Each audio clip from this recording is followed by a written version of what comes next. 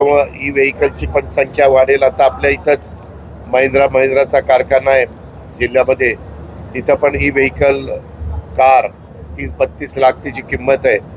त्याच्यात पण जोरात बुकिंग लोकांनी त्या ठिकाणी केलेलं आहे आणि मोठ्या प्रमाणावर परदेशी गुंतवणूक पण आपल्याकडे त्या ठिकाणी येते. त्याचा फायदा महाराष्ट्राला इतर राज्यांच्या तुलनेने अधिकचा होतोय. त्याकरता मुख्यमंत्री आणि आम्ही दोन्ही उपमुख्यमंत्री सतत तिथं लक्ष ठेवून आहे. परवाच आम्ही राज्याची MIDCची आढावा बैठक घेतली होती. त्याच्यामध्ये देखील काय काय गोष्टी आपल्याला करायला पाहिजे त्याबद्दलचे आमचे निर्णय झाले आणि त्याच्यातून साधारण गुंतवणूकदार ज्या भागामध्ये कारखानदारी लावण्याचा प्रयत्न करतात तिथल्या कारखान्यांना तिथल्या भागाला प्राधान्य द्यायचं, अशा पद्धतीनं आमचं नियोजन आहे.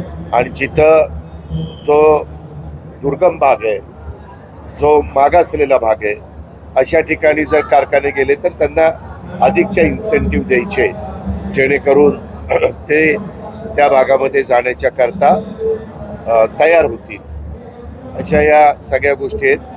आपल्याकडे एकंदरीत काही वर्षांनी पिंपरी चिंचवडची लोकसंख्या ही फार मोठ्या प्रमाणावर वाढत असताना दिसते आणि पुढं कदाचित 2029ला मतदारसंघाची फेररचना झाली तर आपल्याकडं 5, आता 3 आहेत, परंतु 5 विधानसभा मतदारसंघ निश्चितपणे होतील किंवा एखादा अर्धा अजून 5.5 पण व्हायची शक्यता नाकारता येत नाही.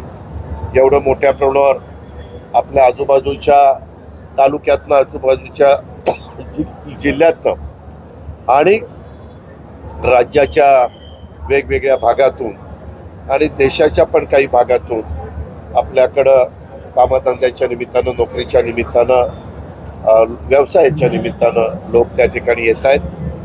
इंडस्ट्रीच्या बाबतीमध्ये पण काही नवीन धोरण आम्ही त्या बाबतीमध्ये आणतोय, जेणेकरून आपल्यातले हार्ट ऑफ द सिटीमध्ये असणारी इंडस्ट्री यांचे बरेचसे कारखाने बाहेर गेले तर तिथं कुठल्या गोष्टीला परवानगी दिल्यानंतर रोजगार पण निर्माण होईल आणि त्यांची ती जमीन ही चांगल्या कामाकरता उपयोगी पडेल.